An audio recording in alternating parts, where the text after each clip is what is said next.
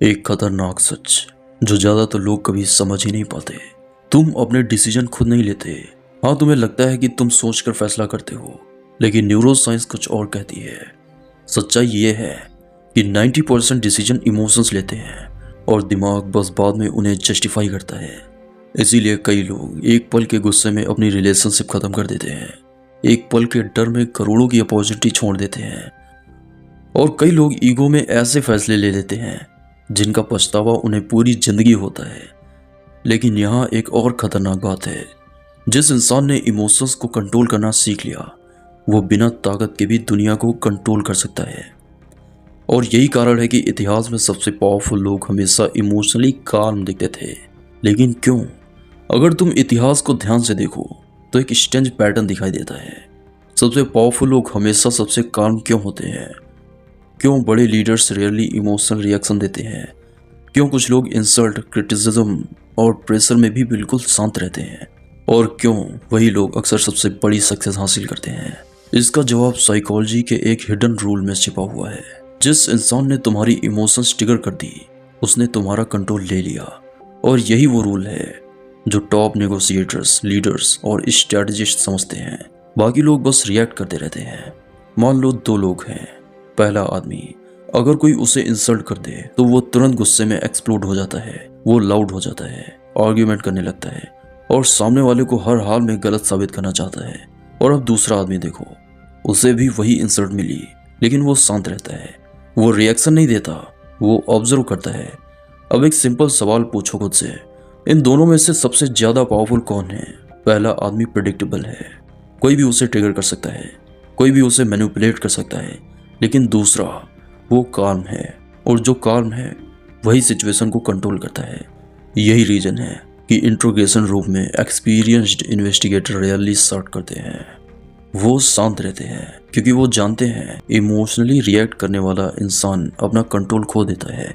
Psychology में एक invisible power rule है, emotion is the fastest way to control human behaviour. इसलिए smart manipulators logic attack नहीं करते, वो अटैक करते हैं तुम्हारे फियर पर, तुम्हारी इनसिक्योरिटी पर, तुम्हारे ईगो पर, तुम्हारी डिजायर पर। क्योंकि जैसे ही इमोशन एक्टिवेट होता है लॉजिक टेम्परेरी बंद हो जाता है। इसीलिए आर्ग्यूमेंट्स में अक्सर लोग फैक्ट से नहीं इमोशन से जीतते हैं। अगर कोई तुम्हें गुस्सा दिला दे तो तुम लॉजिकली नहीं सोचोगे। अगर कोई तुम्हें डरा दे तो तुम रैशनल डिसीजन नहीं लोगे। और अगर कोई तुम्हारे ईगो को ट्रिगर कर दे तो तुम प्रूव करने के चक्कर में गलत डिसीजन ले लोगे। लेकिन यहाँ एक और डीपर लेयर है जो बहुत कम लोग समझते हैं। इमोशनल कंट्रोल का मतलब इमोशन दबाना नहीं होता। कई लोग यही मिस्टेक करते हैं। वो सोचते हैं स्ट्रॉन्ग बनने का मतलब है इमोशन लेस बनना। लेकिन सच ये है, इमोशन सप्रेस करना डेंजरस होता है, क्योंकि सप्रेस्ड इमोशन एक प्रेशर कूलर बन जाता है और एक दिन अचानक एक्सप्लोड करता है। तो सवाल ये है, अगर इमोशन दबाने नहीं है तो फिर कंट्रोल कैसे करना है? इसका जवाब न्यूरो साइंस में छुपा है। जब भी कोई स्ट्रॉन्ग इमोशन आता है, जैसे गुस्सा, जेलसी, फियर या एंग्जाइटी, तो दिमाग का एक हिस्सा एक्टिवेट होता है।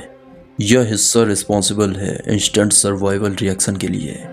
जब ये एक्टिवेट होता है तो बॉडी फाइट या फ्लाइट मोड में चली जाती है, हार्ट रेट बढ़ जाता है, ब्रीदिंग चेंज हो जाती है और माइंड इम्पल्सिव हो जाता है। इस मोमेंट में इंसान लॉन्ग टर्म कॉन्सिक्वेंस नहीं सोचता, वो बस रिएक्ट करता है। इसलिए लोग गुस्से में गलत वर्ड बोल देते हैं, डर में गलत डिसीजन ले लेते हैं, जेलसी में इरेशनल बिहेव करते हैं। लेकिन टॉप परफॉर्मर्स एक सिंपल ट्रिक यूज करते हैं, रिएक्शन डिले करना।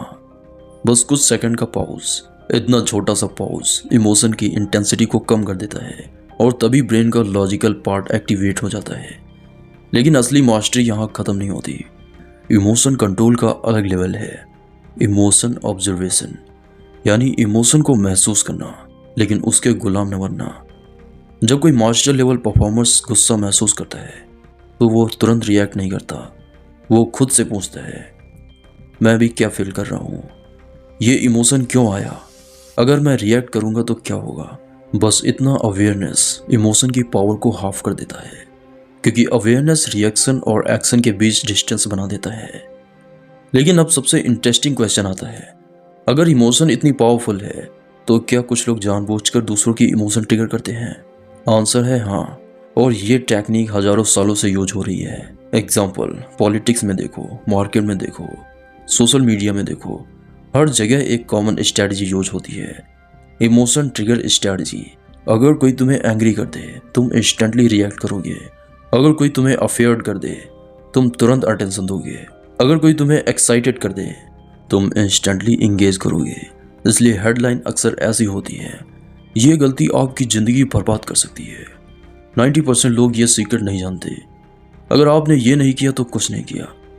ये सब इमोशन ट्रिगर्स है और ये काम करते हैं क्योंकि ह्यूमन ब्रेन इमोशनल सिग्नल्स को लॉजिकल सिग्नल से ज़्यादा इंपॉर्टेंस देता है। लेकिन अब सबसे बड़ा सीक्रेट सुनो। टॉप 0.01% लोग सिर्फ अपने इमोशंस कंट्रोल नहीं करते, वो इमोशनल पैटर्न पढ़ना सीखते हैं।